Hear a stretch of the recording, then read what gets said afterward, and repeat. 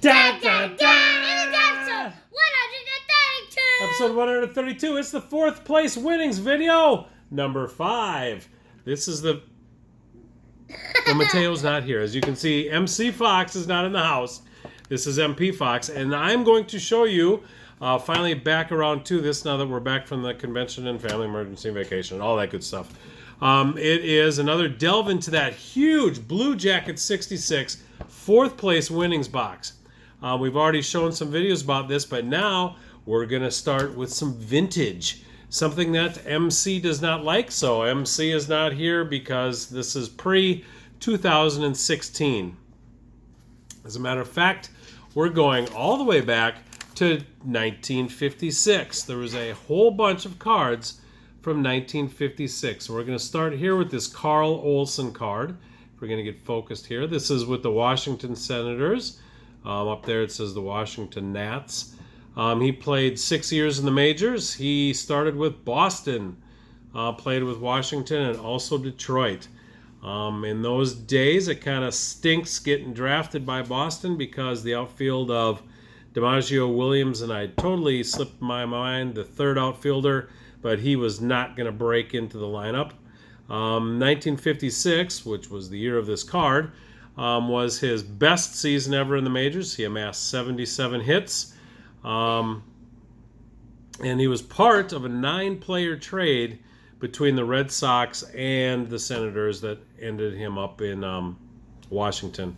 He was a lifetime .235 hitter, so just a role player for 6 years. Our next player is for the Chicago White Sox. It's Dick Donovan. He played 15 years in the majors with the White Sox, Indians, Senators, also the Boston Braves, and Detroit. In 1956, that was this year, he was 12-10. He had a 3.64 ERA. Lifetime, he amassed 122 wins. And in 1962, he was the Sporting News' top pitcher. And also in 61, he won the batting title, the ERA title. One thing about this is this happens to be an error card, as it lists him on the back as throwing left-handed, and here it shows him throwing right-handed on the front. So we have a little error there. Our next card for the 1956 is Jack Meyer. Here are the Philadelphia Phillies. This is his rookie card. He spent 7 years up and down in the minors for the Phillies. He was 24 and 34 overall. In this year, 1956, he was 3 and 6. But in 1955, which would have been his rookie season, he led all National League pitchers in saves with 16. He actually passed away at the young age of 34. He was watching a basketball game on TV and ended up having a massive heart attack. So that kind of stinks. Short life there. Next card up was Baltimore Oriole. We've got Bill White.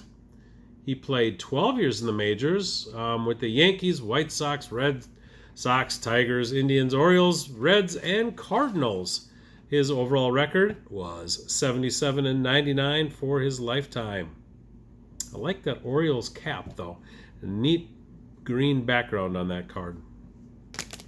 The next 1956 gem that we're going to show you. Gem, I say, because this is vintage, and these are really cool. The more I'm looking at them, this may be the next set that I attack after I'm finished up with the 70s.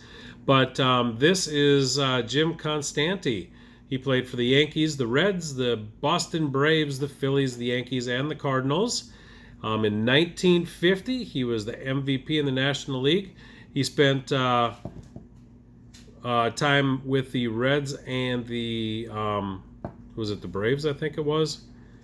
Oh, now it's slipping my mind. But he played a couple of years in the majors and then spent some time in the armed services and then came back. He was the AP Athlete of the Year, Sporting News Pitcher of the Year, and he was a relief specialist.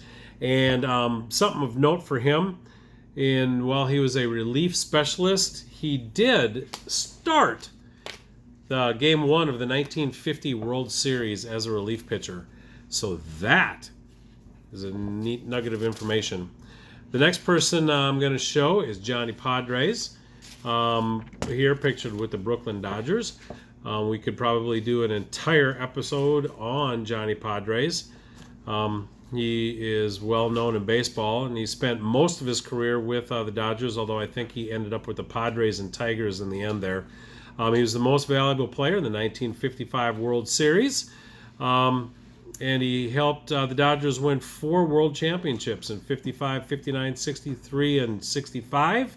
He amassed a record of 148 and 116, and for me, he's most remembered as the pitching coach for the Minnesota Twins, where he was a pitching coach, and he was also pitching coach for the Padres, Red Sox, and Phillies, and he totaled 23 seasons as a pitching coach, and he also was a pitching coach for the likes of Frank Viola, Curt Schilling, so he had a lot of good pitchers come through his tutelage, might you say.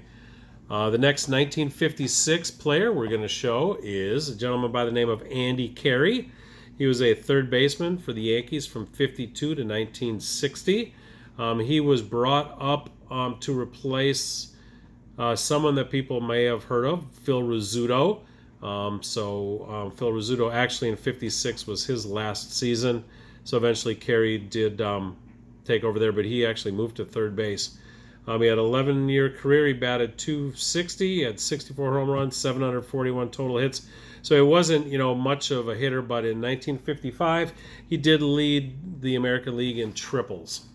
So that is Andy Kerry. These cards are gorgeous. That's all I got to say. And speaking of Phil Rizzuto, the last card we're going to show in the 56 here, and actually there's going to be a few more episodes of 56, is Phil Rizzuto. But we're going to get back to Andy Kerry because there's something else I was going to mention. Forgot, in the perfect game that Don Larson threw in the World Series, he was instrumental in that. In the second inning of that game, Jackie Robinson smoked the ball between third baseman and Gil McDougall, the shortstop for the Yankees. And Andy Kerry actually knocked the ball down, deflecting it to McDougall, who threw out Jackie Robinson at first base. And then later on in the game, Gil Hodges, should be in the Hall of Fame, Gil Hodges ripped a liner that was destined for left field, and Andy Kerry grabbed it. So he was instrumental in Don Larson's perfect game. It's the last time I'm going to pop that card up. Then Phil Rizzuto.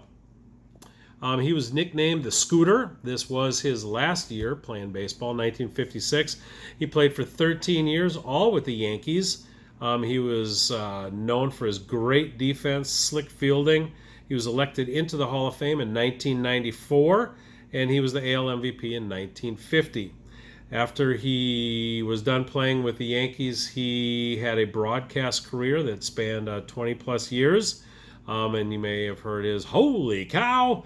That's Phil Rizzuto. He was known for going off the cuff and basically speaking what came to his mind, which kind of sounds like a couple people in this house, but he had some famous sayings. Deep to left center field, nobody's going to catch that. Holy cow, somebody caught it. Well, that was a good one, huh? I got someone laughing on the couch. He's reading a book. And another one of those was, these Yankees can get the clutch hits, Mercer.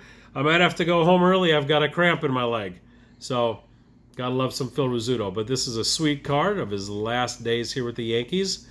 So that is just a quick grab into the fourth place winnings box. Now that we're back home and back in the normal swing of things, these will be coming more and more and more. There's probably going to be about 12 or 13 videos altogether to show the winning from Bluejacket 66. So we're starting out in 1956. Again, these are some great cards and probably will spur me on to trying to get the whole set. Because, geez, Mikey's 80 cards away from this, and he just flipped through his binder that I saw a video of this morning, and they look really neat, all lined up next to each other. So until next time, I'm MP Fox. Thanks for watching this, and thanks for the great contest, Bluejacket. Peace!